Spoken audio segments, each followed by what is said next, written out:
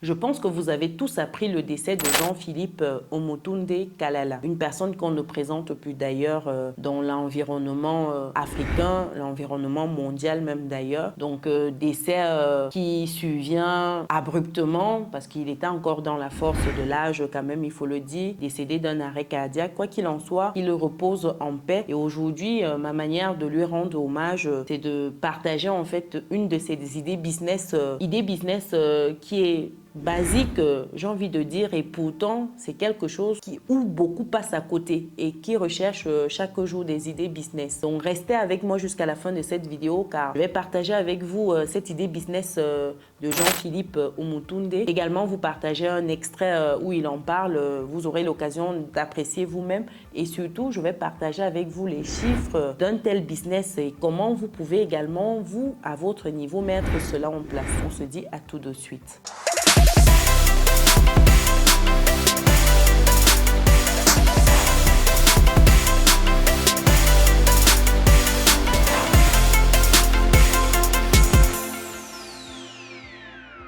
Bienvenue de nouveau sur Business et Réussite, la chaîne qui te permet de muscler ton mindset et tes finances. Si c'est quelque chose qui te parle, alors rejoins dès à présent la communauté des personnes résilientes et pense à lâcher ton pouce bleu en l'air et à partager massivement cette vidéo. Si tu me découvres pour la première fois, je suis Chimène Nana, je suis entrepreneur, investisseur en France et en Afrique depuis quelques années et ma passion au quotidien, c'est de te voir atteindre ton autonomie financière. C'est dans ce but que je partage avec toi mon petit livret qui te donne 10 idées business que tu peux lancer aujourd'hui, que tu sois en Occident ou en Afrique, avec ou sans capital de départ. Le livret est disponible dans le descriptif de cette vidéo. Alors revenons au sujet de notre vidéo qui est celui de l'idée business partagée par Jean-Philippe Omotunde Kalala. Donc je te laisse suivre cet extrait, tu me diras par la suite ce que tu en penses et je vais partager après cela les chiffres. Alors on est en train de boire notre petit vin de plantain qui est extraordinaire parce que imaginez qu'on pouvait faire du vin avec du plantain, hein, c'est quand même quelque chose. Le frère l'a fait, voilà.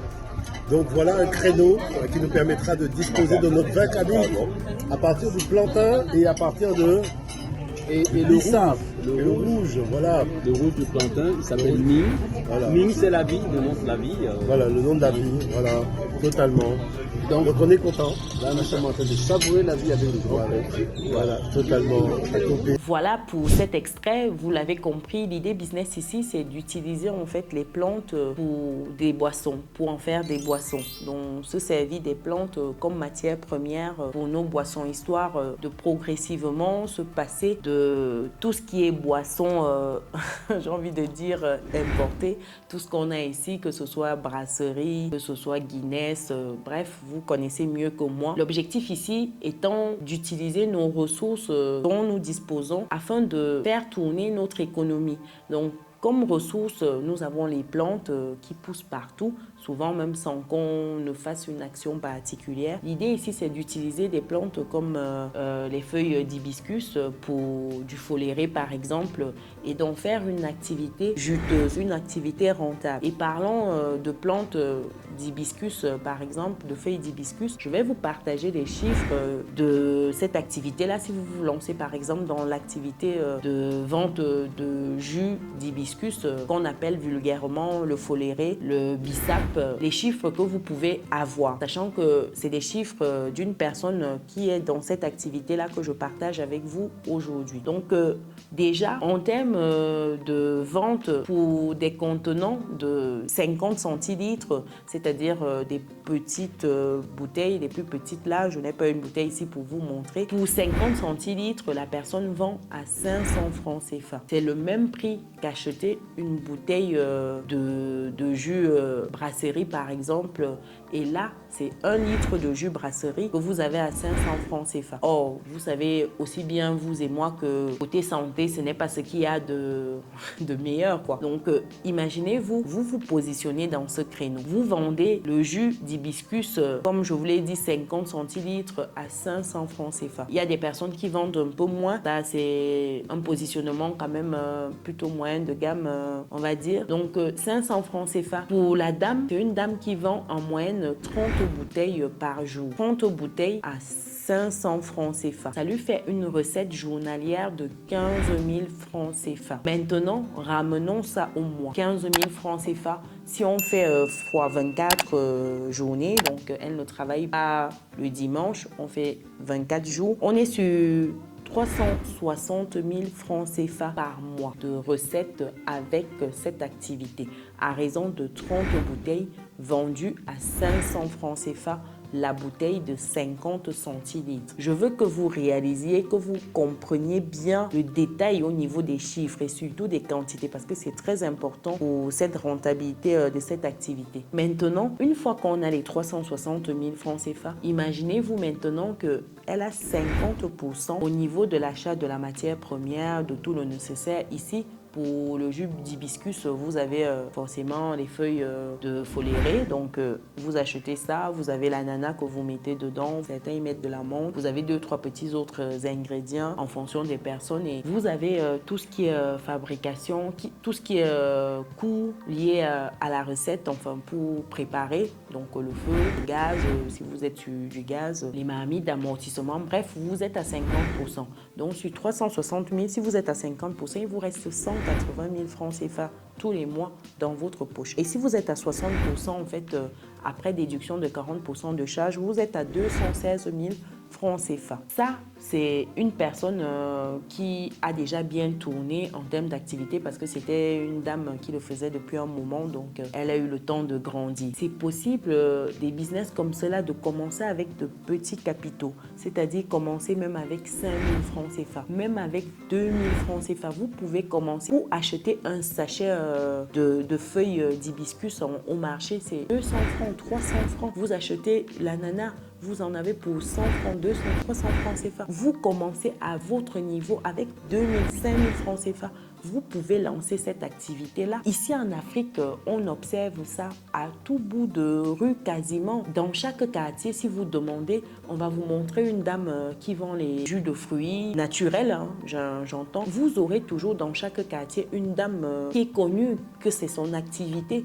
Rapprochez-vous de ces dames-là et vous leur demandez quels chiffres elles font tous les jours. Sachant que quand je dis jus d'hibiscus ici, ce n'est pas seulement ça. Il y a d'autres qui cumulent d'autres jus à base d'ananas par exemple, à base de fruits. Je vous prends l'exemple d'hibiscus parce que c'est à base de plantes, de feuilles en fait. Donc imaginez-vous maintenant que vous vous positionnez dans cette activité-là, que vous commenciez avec ce que vous avez comme capital. Vous communiquez dans votre quartier. C'est même pas compliqué la recette, c'est quelque chose de basique en plus. C'est même pas comme s'il faut révolutionner le game pour cela. Non, ici le challenge c'est au niveau de la croissance, d'amener cette activité à un stade, j'ai envie de dire, un gros business. C'est plus ça le challenge. Commencer, c'est la chose la plus facile. Tout le monde peut faire ça. Vous également, je suis sûre que vous avez déjà fait du jus de bissap dans votre maison. Dites-le moi dans les commentaires. Qui n'a jamais fait du jus de bissap ici dans sa maison pour recevoir par exemple pour un anniversaire, etc.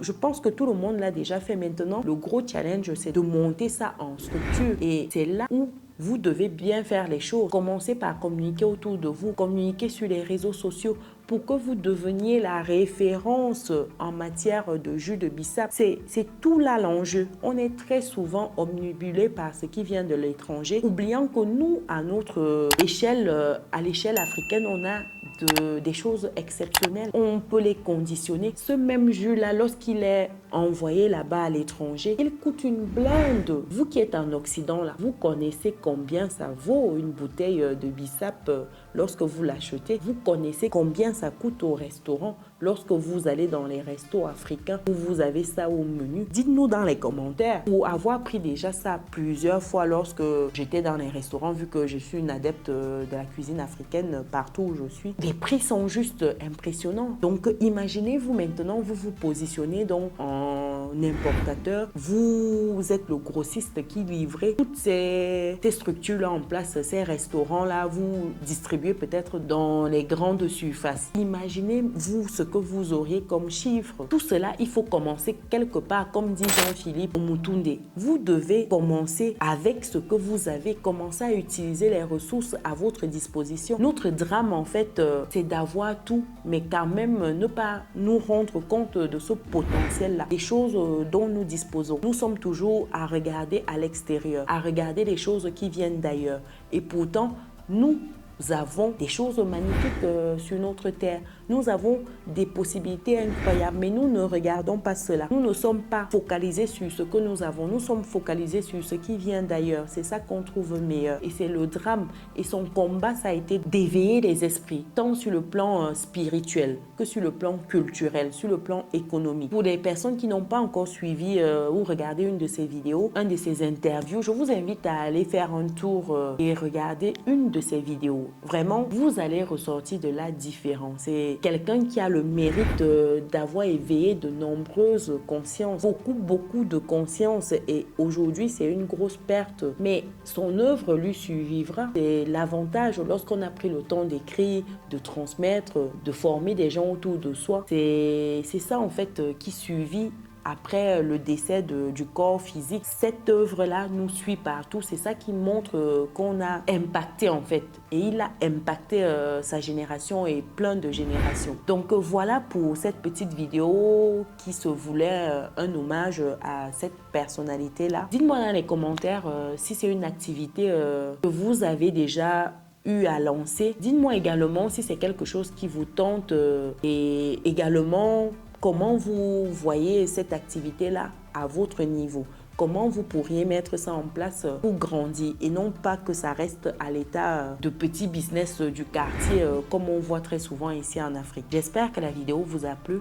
Pensez à lâcher votre pouce bleu en l'air et à partager massivement autour de vous. Pour des personnes qui ne sont pas encore dans notre belle communauté, je vous invite à cliquer sur le bouton qui s'affiche et à activer la cloche de notification pour ne rien louper des prochaines vidéos qualitatives comme celles-ci qui paraîtront sur la chaîne. Pour d'autres idées business, je vous invite à cliquer sur la vidéo qui s'affiche actuellement à l'écran. On se dit à très bientôt. Ciao!